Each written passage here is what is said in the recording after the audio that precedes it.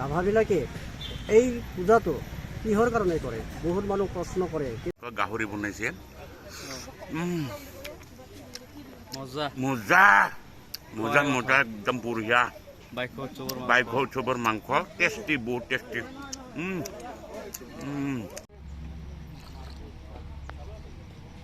নমস্কাৰ, good morning, স্বাগতম জনাইছোঁ মই পদ্মলোচন ভাই মোৰ ইউটিউব চেনেলত। আজি আমি যাম ৰাভা ছাত্ৰ সন্থাই বাইক উৎসৱ উদযাপন কৰিছে, তেনেহ'লে ব্লগ।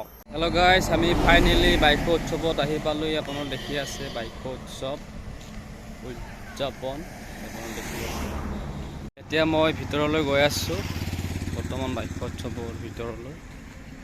এয়া বৰ্তমান দেখি আছে আপোনালোকে পকা মিঠৈৰ দোকান, এয়া দেখি আছে। সম্পূৰ্ণ পৰিৱেশটো দেখুৱাই আছোঁ। বৰ্তমান যিখিনি ঠাইত হৈছে উৎসৱখন, এইখিনি ঠাই হ'ল চকাবাহা বুলি কয়, বক অঞ্চলৰ চকাবাহা গাঁও আৰু 37 ৰাষ্ট্ৰীয় ঘাইৰ কাষতে আছে। গাইজ আপোনালোকে দেখি আছে বৰ্তমান বাইকৰি বিশেষ পূজা কৰি আছে এইসকল পূজাৰীসকলে। বৰ্তমান আপোনাক সম্পূৰ্ণ দেখুৱাইছোঁ।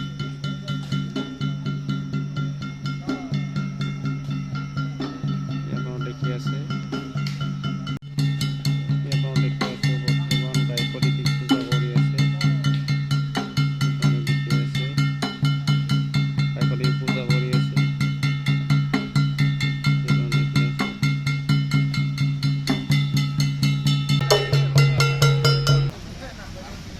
চুকাই মদ বুলি কোৱা হয়, এনেকৈ প্ৰত্যেকজনকে কৈ আছে।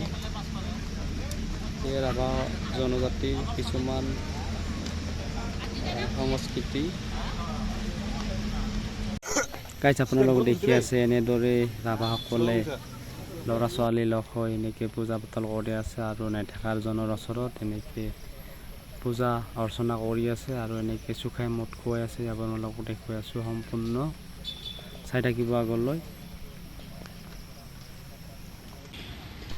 এনেদৰে স্থাপনা কৰি বাইক উৎসৱক দেৱ দেৱীক পূজা কৰি আছে এই এগছি বন্তি, আৰু এনেদৰে আগবঢ়াই দেৱ দেৱীক পূজা কৰিছে আমাৰ ৰাভাসকলৰ পূজাৰীসকলে। আপোনালোক দেখুৱাই আছোঁ এনেদৰে পূজা কৰি আছে। হেল্ল' গাইজ, এনেকৈ পূজা পাৰ্বণ কৰি আছে বাইক উৎসৱৰ ৰাভা জনজাতিসকলে। আপোনালোক দেখুৱাই আছোঁ সম্পূৰ্ণকৈ বাইক উৎসৱৰ কিছু মুহূৰ্ত। আপোনালোক দেখুৱাই আছোঁ বাইক উৎসৱৰ কিছু মুহূৰ্ত, আপোনালোক দেখুৱাই আছোঁ।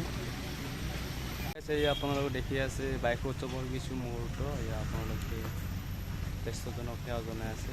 আপোনালোক দেখি আছে, সম্পূৰ্ণ দেখুৱাই আছোঁ আপোনালোকক বাইক উৎসৱৰ পৰিৱেশ। স্বাগতম জনাইছোঁ মই পদ্মলোচন ৰাভা মোৰ ইউটিউব চেনেললৈ।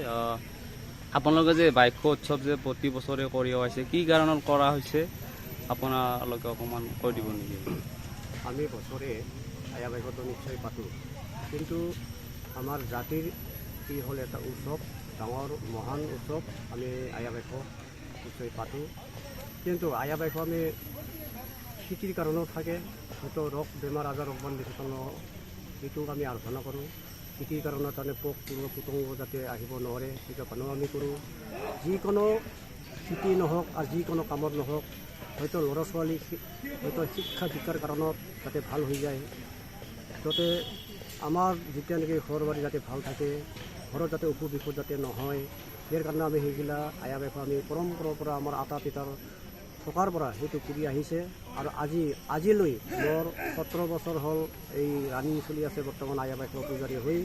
আজি এই বকখনত আহি যাতে এইখিনি বকখনত আহি আমি আজি যাতে আয়া বাইক ৰাতিপুৱাৰ পৰা অনুসাৰেৰে ধ্যান কৰি আমি এইটো যেতিয়া নেকি বাইক পূজা পতা হয়, সেইটো আমাৰ বাই বাৰবিলাকে 7 ৰাতি 7 দিন নিৰামিষে খাই থাকিব লগা হয়।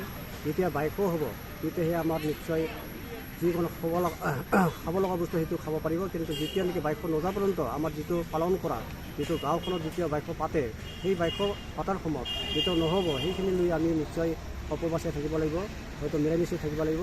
যেতিয়া আমাৰ গাঁওখনত যদি নিজৰ যিটো স্থান থাকে, সেই স্থানত আমি নিশ্চয় প্ৰত্যেক বছৰে এনেকৈ আমি নিশ্চয় পালন কৰোঁ। আমি নিশ্চয় পৰম্পৰা চলি থকাৰ কাৰণে আৰু নিশ্চয় আজি কিমান আগৰ দিনৰ পৰা কিমান দিনত আছোঁ সেইটো আমি নাজানো, কিন্তু নিজে যিটো মই জানো, মই যিটো নেকি কৰিলোঁ 17 বছৰ ৰানিং চলি আছে বৰ্তমান আজিলৈও কৰি আছোঁ। আৰু যদি ভালে ভালে যদি আমাৰ আয়া বাইদেউ যদি আশীৰ্বাদ যদি ভালে ৰাখে আৰু নিশ্চয় আমি আগবাঢ়ি যোৱাৰ কাৰণে আমি চেষ্টা কৰিম। আৰু ৰাভাবিলাকে এই পূজাটো কিহৰ কাৰণে কৰে বহুত মানুহ প্ৰশ্ন কৰে, কিন্তু সেইটো আমাৰ জাতিৰ এটা ৰাভাৰ জাতিৰ এটা মহান পূজা, সেইটো হ'ল আয়া বাইদেউ পূজা। আৰু সেইটাকে আমি ধৰ্ম বুলি ভাবোঁ আৰু ৰাভা জাতিৰ সেইটো এক নাম্বাৰ 1 পূজা আৰু সেইটোৱে আমাৰ আয়া বাইদেউ মহান পূজা বুলি আমি ক'বলৈ পাওঁ। আৰু বহুত জাগাই জাগাই ঘূৰি আজি ইয়াত মাত্ৰ নহয়, বহুত দূৰ দূৰণি আমি প্ৰগ্ৰাম মাৰোঁ। আজি বকত মাৰিলোঁ আৰু অন্য দিন বেলেগ দিন নিশ্চয় আমি জেঠ মাহত নিশ্চয় আৰু পৰিমাণ আছে, জেঠ মাহ পৰিমাণ আছে নিশ্চয় ছয়গাঁও পানটানত আছে এই বাইদেউ পূজা, নিশ্চয় তাতো বাইদেউ পূজা পতা হ'ব। আৰু এইফালে হ'ব ৰংজুলিত হ'ব আৰু ৰংজুলিৰ পিছত আৰু ইফালে হ'ব মেঘালয়ত হ'ব, এই মানিকগঞ্জত হ'ব আৰু 14 তাৰিখে হ'ব, এই 30 তাৰিখত হ'ব নিশ্চয় পূৰ্ণিমাত এই তামোলপুৰত হ'ব। সেই তামোলপুৰত নিশ্চয় তাতো জাগাই জাগাই আমাৰ ৰাভাবিলাকে সেই বাইদেউটো নিশ্চয় ডাঙৰ উৎসৱ বুলি নিজৰ জাতি যাতে বচাই ৰখাৰ কাৰণে য'তে ত'তে বাইদেউ স্থান বহাৰ কাৰণে আৰম্ভ কৰিছে। আৰু নিশ্চয় আমাৰ ল'ৰা ছোৱালীয়ে নিশ্চয় শিক্ষা দিবৰ কাৰণে আগবাঢ়িবলৈ ধৰিছে। সেইকাৰণে আমি নিজৰ জাতিৰ ধৰ্ম আমি যাতে পাতি থাকিব লাগে বুলি আমাক নিশ্চয় আমাৰ গুৰু, যিটো আমাৰ গুৰু আছিল গোবেন ৰাভা দৈনাং, সিয়ে মোক শিকাইছিল। কিন্তু আজিলৈ সি বৰ্তমান অহা নাই, কিন্তু প্ৰত্যেক বছৰে আহে, কিন্তু আজি অহা নাই। তাৰ কাৰণে এইখন আমাৰ 17 বছৰ শিকাও হ'ল যে গোবেন ৰাভা দৈনাং সিয়ে আমাক নিশ্চয় বাইদেউৰ মন্ত্ৰ বা মন্ত্ৰ গুণবিলাক আমাক শিকোৱা হৈছে। সেইখিনি যিখিনি মই জানো সেইখিনি মই আজি পৰ্যন্ত প্ৰগ্ৰাম মাৰি আছোঁ। আৰু সেইদৰে বকৰ মানুহে বা ছয়গাঁও বামুণী আঞ্চলিকে বৰ্তমান আজি ইয়ালৈ বকলৈ মোক নিশ্চয় মাতিছে। এই মাতাৰ কাৰণে আজি আমি আৰম্ভ কৰিলোঁ, এই বাইদেউ পূজাটো কৰিছোঁ। এইখন আমাৰ নিশ্চয় বাইদেউটো শেষ হোৱা নাই, মুঠতে আমাৰ ৰাতিত নিশ্চয় আকৌ ইয়াৰ পিছত আমাৰ তিলা দীপিকাই বুলি কয়। তাৰপিছত তিলা দীপিকাৰ পিছত হ'ব আমাৰ বাট নাখাই নৃত্য নিশ্চয় উগুনি পৰীক্ষা হ'ব। এই উগুনি পৰীক্ষা যদি কৰা হ'ব তেতিয়া সেই শেষ বুলি আমি দিব পাৰোঁ। ফাইনেলি বাইদেউ উৎসৱৰ পূজা অৰ্চনা হৈ গ'ল। এতিয়া প্ৰসাদ বিতৰণ কৰি আছে এইসকলে। ইয়াৰ পিছত মই আপোনালোকক আন এখন ঠাইলৈ লৈ যাম। তেনেহ'লে ব্লগ। হেল্ল' গাইছ, এই আপোনালোকে দেখি আছে বৰা মদ। দাদা বৰা মদ ন? আৰু এইটো একে ন? গোটেই বৰা ন? এই আমাৰ দাদাসকল বাইদেউ উৎসৱত বৰ্তমান ৰাভা জনজাতিৰ কিছুমান সংস্কৃতি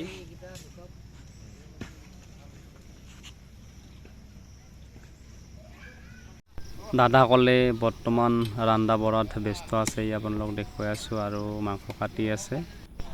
আমাৰ বাইদেউসকলে আপোনালোক দেখি আছে ফাইনেলি ৰন্ধা বঢ়া হৈ গ'ল। আপোনালোকে দেখি আছে মাংস ভগাই আছে আৰু মদ এতিয়া ঢালি আছে। আপোনালোকে দেখি আছে, এয়া দেখি আছে বৰ্তমান বৰা মদ ঢালি আছে গিলাচত। আপোনালোকে দেখি আছে বৰা মদ দেখুৱাই আছোঁ আপোনালোকক। বৰা মদ ঢালি আছে আৰু মাংস এনেকৈ বাঢ়ি আছে, ভাজি আছে। আপোনালোকে দেখি আছে সকলোৱে খাব আহিছে এতিয়া। মাংস বনাইছে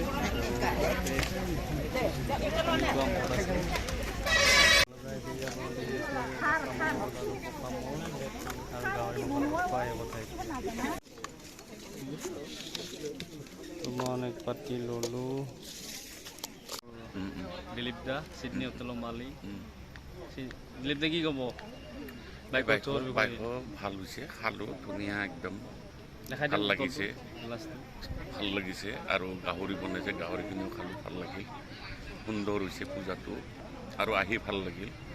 অলপ গৰমটো অলপ কমিছে আৰু বেছি গৰম দিয়া হ'লে আৰু ভাল লাগিলেই হয়। ৰ'দটো আজি নাই। আমাৰ দিলীপ দা সাংস্কৃতিক জগতৰ লগত জড়িত। কি ক'ব আপুনি সাংস্কৃতিক জগতখনৰ বিষয়ে?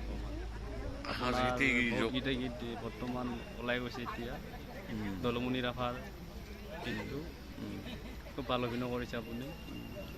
এইটো যিখিনি পাৰিছোঁ কৰিছোঁ, ভাল লাগে, কৰি ভাল লাগে।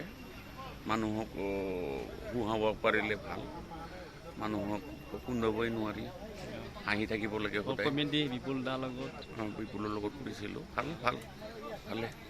শুভেচ্ছা লাগিল, শুভেচ্ছা। আগবাঢ়ি যায় আমাৰ দিলীপ দাই। Thank U.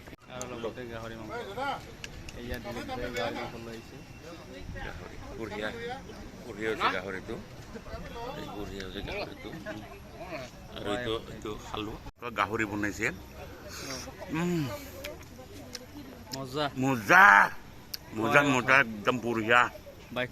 বাইক উৎসৱৰ মাংস টেষ্টি, বহুত টেষ্টি। মজা বহুত মজা।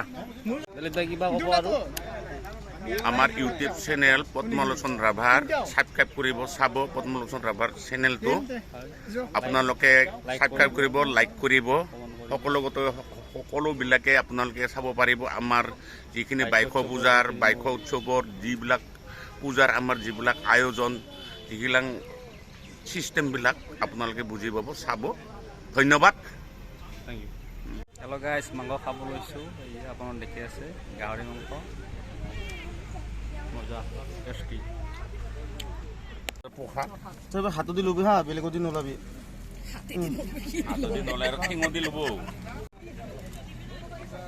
বাইশ পূজাৰ প্ৰসাদ। ৰাভা জনজাতিসকলৰ বাইশ উৎসৱৰ সন্ধিয়া ইয়াতে তিলা দীপিকা নৃত্য, অগ্নি পৰীক্ষা আৰু ফক্সি ডেন্স আৰম্ভ কৰা হ'ব। ইয়াত আপোনালোকক খেলপথাৰখন দেখুৱাই আছোঁ।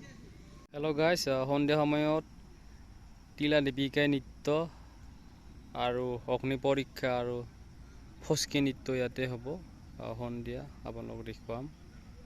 সন্ধিয়া সময়ত আপোনালোকে দেখি আছে চকাপাহা প্ৰাথমিক বিদ্যালয় প্ৰাংগণত আজি এই বাইশ উৎসৱখন পতা হৈছে।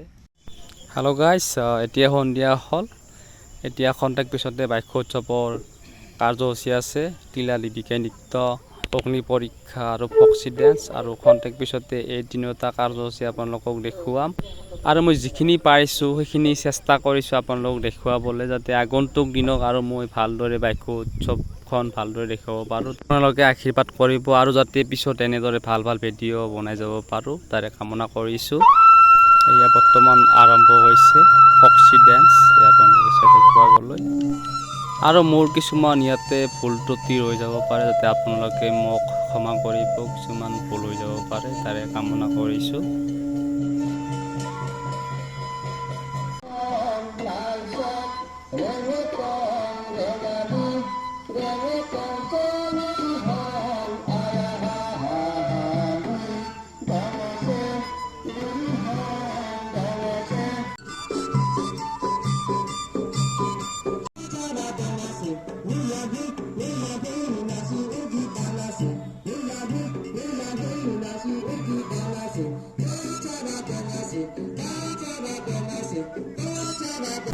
মই আপোনালোকক দেখুৱাই আছোঁ অগ্নি নৃত্য, আপোনালোকক দেখুৱাই আছোঁ অগ্নি নৃত্য।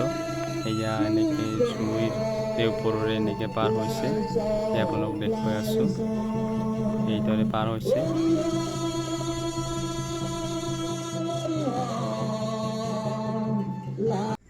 হেল্ল' গাইছ, বাইশ উৎসৱৰ আজি লাষ্ট কাৰ্যসূচী খন্তেক পিছতে সামৰণি পৰিব। যদি আপোনালোকে ভিডিঅ'টো চাই ভাল লাগিছে তেনে লাইক কৰিব, কমেণ্ট কৰিব, শ্বেয়াৰ কৰিব আৰু শেষত ছাবস্ক্ৰাইব কৰিব। আমি বহুত কষ্ট কৰি ভিডিঅ' বনাওঁ, যাতে আপোনালোকে ছাবস্ক্ৰাইব কৰি যাই থাকে, লাইক কৰি যাই থাকে, কমেণ্ট কৰি যাই থাকে।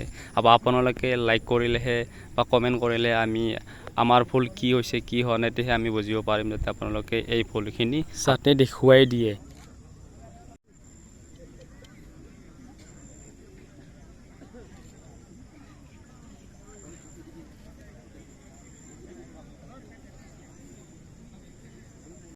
হেল্ল' গাইছ, মই আছোঁ বকো আঞ্চলিক ৰাভা ছাত্ৰ সন্থাৰ উদ্যোগৰ উদযাপন কৰা বাইশ উৎসৱ বৰ্তমান সম্পূৰ্ণ হৈ গ'ল।